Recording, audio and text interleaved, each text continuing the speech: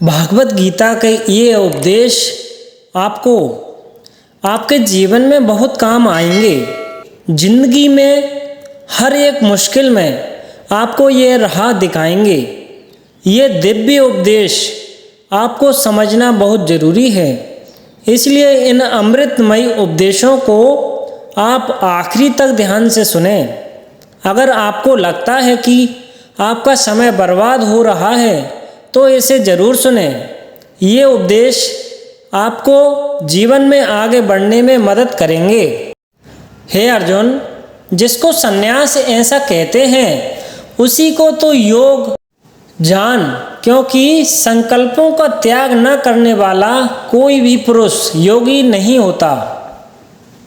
योग में आरूढ़ होने की इच्छा वाले मननशील पुरुष के लिए योग की प्राप्ति में निष्काम भाव से कर्म करना ही हेतु कहा जाता है, और योगारूढ़ हो जाने पर उस योगारूढ़ पुरुष को जो सर्व संकल्पों का अभाव है वही कल्याण में सर्व संकल्पों का त्यागी पुरुष योगारूढ़ कहा जाता है।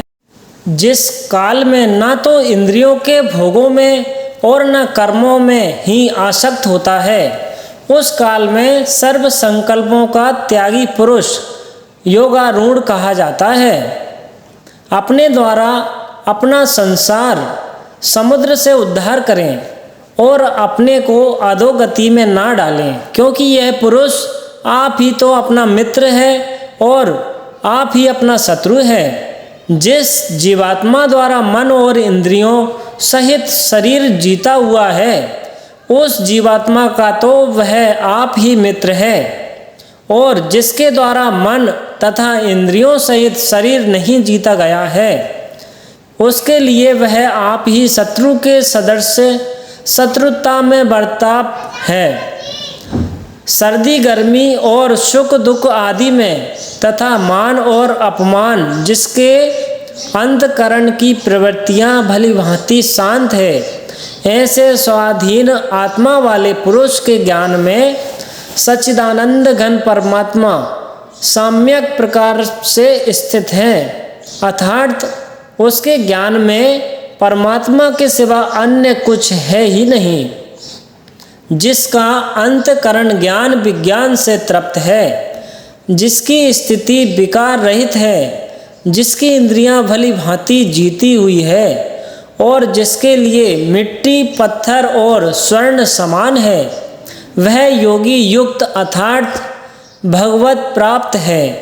ऐसे कहा जाता है, सदृश्य मित्र बैरी उदासीन, मध्यस्थ देश और बंधुगणों में, धर्मात्माओं में और पापियों में भी समान भाव रखने वाला अत्यंत श्रेष्ठ है।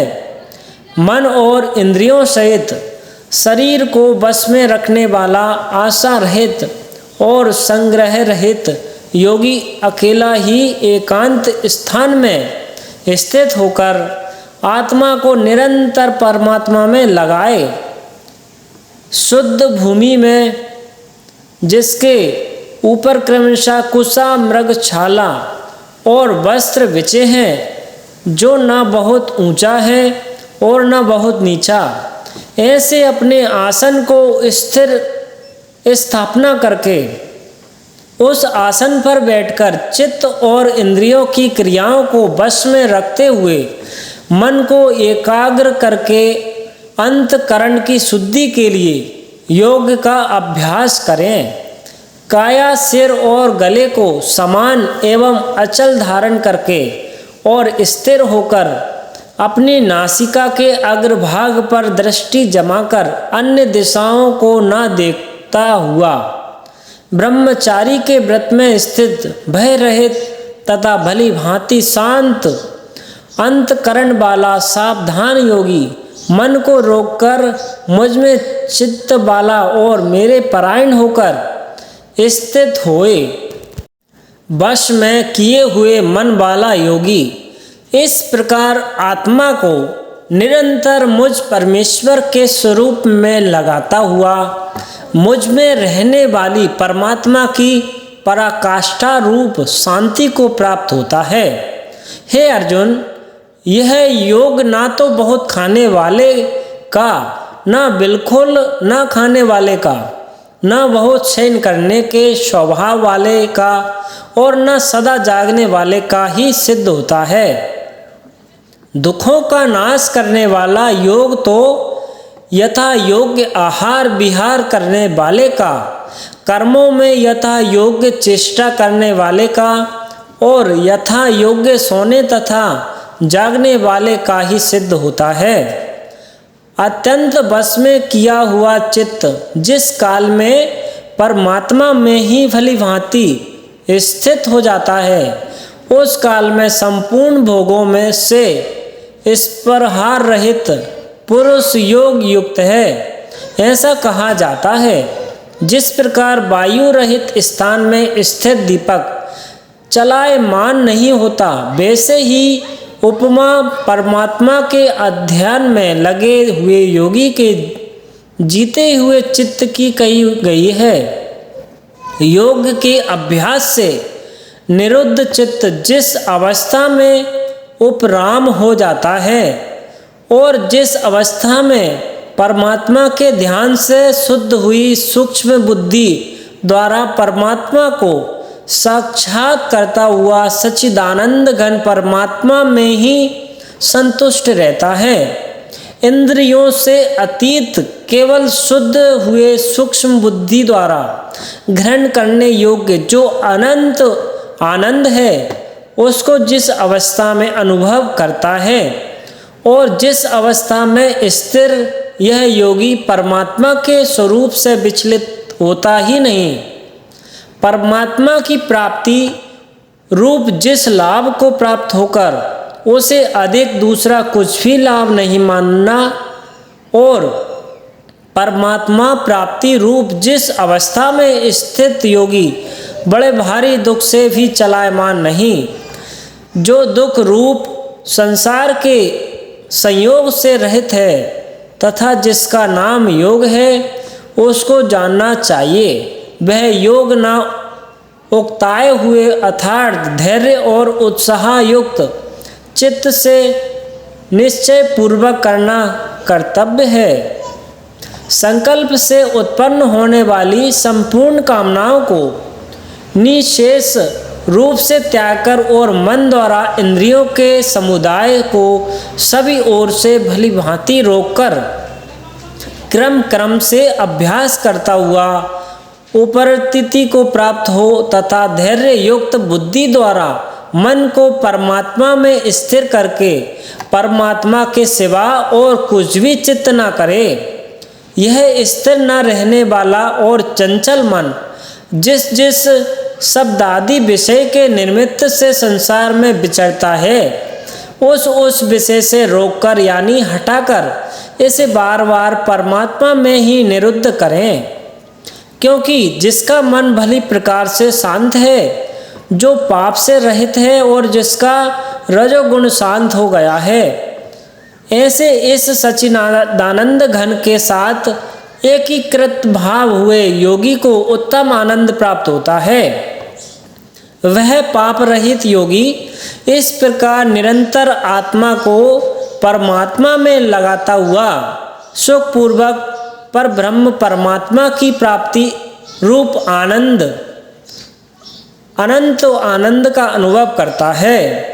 सर्वव्यापी अनंत चेतना में एक ही भाव से स्थित रूप योग से युक्त आत्मा वाला तथा सब में स्वभाव से देखने वाला योगी आत्मा को संपूर्ण भूतों में स्थित और संपूर्ण भूतों को आत्मा में कल्पित देखता है। जो पुरुष संपूर्ण भूतों में सबके आत्मरूप मुझ वासुदेव को ही व्यापक देखता है और संपूर्ण भूतों को मुझ वासुदेव के अंतर्गत देखता है, उसके लिए मैं अदृश्य नहीं होता और वह मेरे लिए अदृश्य नहीं होता। जो पुरुष एक ही भाव में स्थित होकर संपूर्ण भूतों में आत्म रूप से स्थित मुझ सच्चिदानंद घन वासुदेव को भजता है, वह योगी सब प्रकार से बरतता हुआ भी मुझ में ही बरतता है। हे अर्जुन, जो योगी अपनी भांति संपूर्ण भूतों में सम देखता है और सुख और दुख को भी सब में सम देखता है, वह योगी परम श्रेष्ठ माना जाता है। अर्जुन बोले, हे मधुसूदन, जो यह योग आपने समभाव से कहा है, मन में चंचल होने में इसकी नित्य स्थिति को नहीं देखता हूँ, क्योंकि हे कृष्ण, यह मन बड़ा चंचल है, प्रमथन स्वभाव वाला, बड़ा दृढ़ और बलवान है। इसलिए आपको बस में करना मैं वायु को रोकने की भांति अत्यंत दुष्कर मानता हूँ। श्री भगवान बोले, हे महाबाहु, निसंदेह मन चंचल और कठिनता से बस में होने वाला है, परंतु हे कुंती पुत्र अर्जुन, यह अभ्यास और वैराग्य से बस में होता है। जिसका मन बस में किया हुआ नहीं है, ऐसे पुरुष द्वारा योग दुष्य प्राप्त है, और बस में किए हुए मन वाले प्रयत्नशील पुरुष द्वारा साधन से उसका प्राप्त होना सहज है। यह मेरा मत है। अर्जुन बोले, हे कृष्ण, जो योग में श्रद्धा रखने वाला है किंतु संयमी नहीं है, इस कारण जिसका मन अंत काल में योग से विचलित हो गया है, ऐसा साधक योग की सिद्धि को अर्थात भगवत साक्षात्कार को प्राप्त होकर किस गति को प्राप्त होता है? हे महाबाहु, क्या वह भगवत प्राप्ति के मार्ग में मोहित और आश्चर्य रहित पुरुष छिन्न भिन्न बादल की भांति दोनों ओर से भ्रष्ट होकर नष्ट नहीं हो जाता? हे कृष्ण, मेरे इस संशय को संपूर्ण रूप से छेदन करने के लिए आप ही योग्य हैं, क्योंकि आपके सिवा दूसरा इस संशय का छेदन करने वाला मिलना संभव नहीं है। श्री भगवान बोले, हे पार्थ, उस पुरुष का ना तो इस लोक में नाश होता है और न परलोक में ही, क्योंकि हे प्यारे, आत्मोद्धार के लिए अर्थात भगवत प्राप्ति के लिए कर्म करना वाला कोई भी मनुष्य दुर्गति को प्राप्त नहीं होता। योग भ्रष्ट पुरुष पुण्यवानों के लोगों को अर्थात स्वर्ग आदि उत्तम लोगों को प्राप्त होकर उसमें बहुत वर्षों तक निवास करके फिर शुद्ध आचरण वाले श्रीमान पुरुषों के घर में जन्म लेता है। अर्थात वैराग्यवान पुरुष उन लोगों में न जाकर ज्ञानवान लोगों योगियों के ही कुल में जन्म लेता है। परंतु इस प्रकार जो यह जन्म है, जो संसार में निसंदेह अत्यंत दुर्लभ है, वहाँ उस पहले शरीर में संग्रह किए हुए बुद्धि संयोग को अर्थात समबुद्धि रूप योग के संस्कारों को अनायास ही प्राप्त हो जाता है। हे कुरुनंदन, उसके प्रभाव से वह फिर परमात्मा की प्राप्ति रूप सिद्ध के लिए पहले से ही बढ़कर प्राप्त करता है। वह श्रीमानों के घर में जन्म लेने वाला योग भ्रष्ट पराधीन हुआ भी उस पहले के अभ्यास से ही निसंदेह भगवान की ओर आकर्षित किया जाता है तथा समबुद्धि रूप योग का जिज्ञासु भी वेद में कहे हुए सकाम कर्मों के फल को उल्लंघित कर जाता है। परंतु प्रयत्न पूर्वक अभ्यास करने वाला योगी जो तो पिछले अनेक जन्मों के संस्कार वान से इसी जन्म में संसिद्ध होकर संपूर्ण पापों से रहित होकर फिर तत्काल ही परम गति को प्राप्त होता है। योगी तपस्वियों से श्रेष्ठ है, शास्त्र ज्ञानियों से भी श्रेष्ठ माना गया है और सकाम कर्म करने वालों से भी योगी श्रेष्ठ है। इससे हे अर्जुन, तू योगी हो।